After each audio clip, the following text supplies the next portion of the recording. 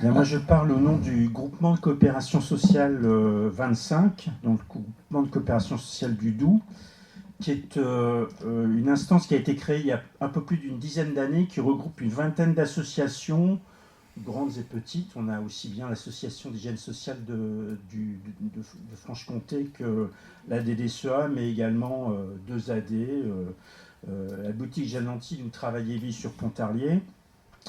L'objectif de ce groupement, c'est de réunir des acteurs locaux aux compétences variées pour conjuguer à la fois des savoir-faire et des dispositifs et gérer un dispositif voulu par l'État qui s'appelle le SIAO. Alors je m'excuse, mais c'est Service intégré de l'accueil et de l'orientation. C'est à ce dispositif-là qui est greffé le 115. Le 115, c'est le numéro d'appel d'urgence pour les gens qui sont à la rue. Donc vous comprendrez bien qu'il y a le 115 qui est la manière d'appeler par rapport à des situations d'urgence, le SIAO qui gère à la fois la mise en relation par rapport à des gens qui sont à la rue et puis les dispositifs qui offrent des places d'hébergement. En gros, par rapport au public dont je peux me permettre de parler, on est par rapport à un public en grande difficulté qui se retrouve à la rue euh, pour tout un tas de raisons. Ce n'est pas uniquement les clichés habituels qu'on peut avoir vis-à-vis de ces publics. Mais en gros, il y a trois étapes.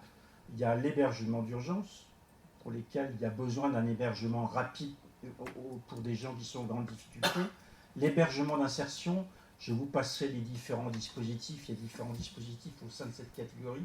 Et puis, il y a l'accès au logement.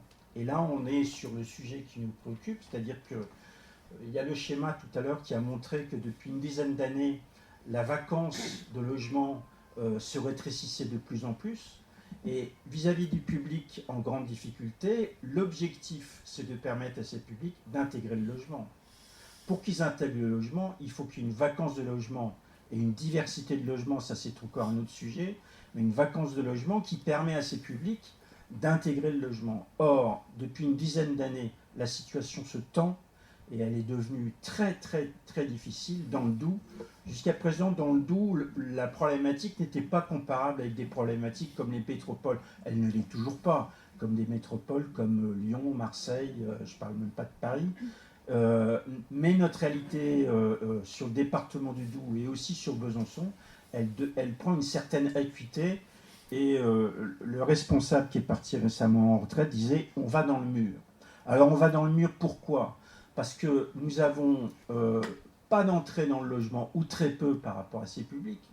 Je remercie vivement Karine Michel qui a pu dire qu'il y a des personnes qui, tout en étant au RSA, payent leur loyer et assurent vraiment ont un comportement tout à fait ordinaire de locataires sans qu'ils ne posent de problème au voisinage. Donc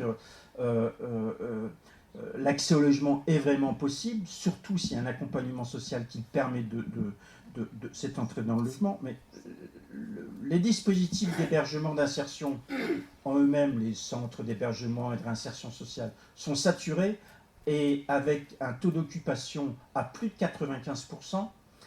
Les 5%, c'est quand une personne s'en va, il faut remettre en état une chambre, etc. Donc tout est plein, et tout est plein avec en plus des listes d'attente. Vous avez par exemple une structure sur Besançon qui a 30 places. Sur ces 30 places, il y a, je crois, environ 50 personnes sur une liste d'attente. Vous imaginez bien que les délais sont extrêmement longs, et actuellement, on estime que les délais pour rentrer dans un hébergement dit d'insertion, ça varie entre 4 mois selon les situations, mais 12 mois et parfois beaucoup plus. Par exemple, une femme avec enfant, pour trouver un hébergement d'insertion, c'est très très très compliqué. Et ça devient de plus en plus compliqué parce que les situations qui sont dans ces hébergements d'insertion ne peuvent pas glisser dans le logement puisqu'il n'y a pas de possibilité de pénétrer le parc, si je peux dire. Et puis il y a la question de l'hébergement d'urgence, qui est le premier niveau.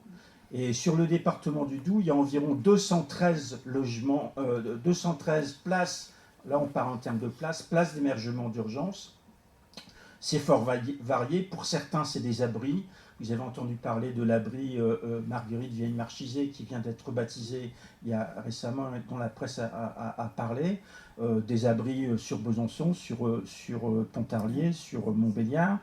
C'est un certain nombre de dispositifs de places d'urgence qui sont dans des foyers de jeunes travailleurs, par exemple, où il y a possibilité d'avoir une place d'hébergement d'urgence. Ces 213 places sont pleines, archi pleines.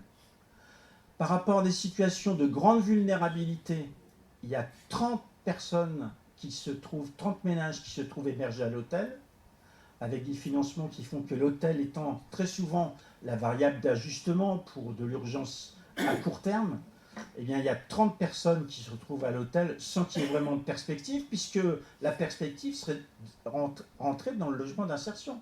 Mais comme il n'y a pas de place en logement d'insertion, parce qu'il n'y a pas de place pour entrer dans le logement, tout est grippé. Et sur le département du Doubs, ce qu'on n'avait pas jusqu'à présent, alors je ne peux pas garantir à 100% qu'il n'y avait jamais personne qui dormait à la rue, ça serait faux en fonction des situations, etc. Mais en gros, la problématique était bien prise en compte par l'ensemble de ces acteurs. Et maintenant, je peux dire qu'il y a des situations, parfois même très difficiles, de personnes qui se retrouvent à la rue, sans possibilité d'accès à l'hébergement d'urgence, et chose qu'on n'avait pas connue jusqu'à présent, de gens qui n'appellent plus le 115, parce que appeler le 115 pour s'entendre dire qu'il n'y a pas de place, ça n'incite pas les gens à continuer d'appeler le 115. Donc on se retrouve dans une situation infernale, avec des publics qui sont en situation de grande difficulté, pour lesquels en plus ça pose le rôle des travailleurs sociaux et de l'accompagnement social. Le rôle d'un travailleur social, c'est d'aller rejoindre les gens là où ils en sont dans leurs difficultés et de construire un chemin avec eux, avec elles, pour leur permettre d'accéder aux droits communs. Or, le travailleur social, il se trouve lui-même confronté à l'impossibilité de construire un chemin avec les personnes qui l'accompagnent parce qu'il n'y a pas de place. Donc, pas de place dans l'hébergement d'insertion, pas de place en hébergement, plus de place en hébergement d'urgence, plus de place en hébergement d'insertion, tout est saturé, et une grande difficulté pour entrer dans le logement. Donc il y a une vraie problématique sur le logement qui est posée, et que ce soit la Fondation pour le logement des publics défavorisés ou la Fédération des acteurs de la solidarité, tout le monde tire la sonnette d'alarme, sans parler de nombreux collectifs, depuis un certain temps maintenant, et la situation sur le Doubs est tout à fait préoccupante.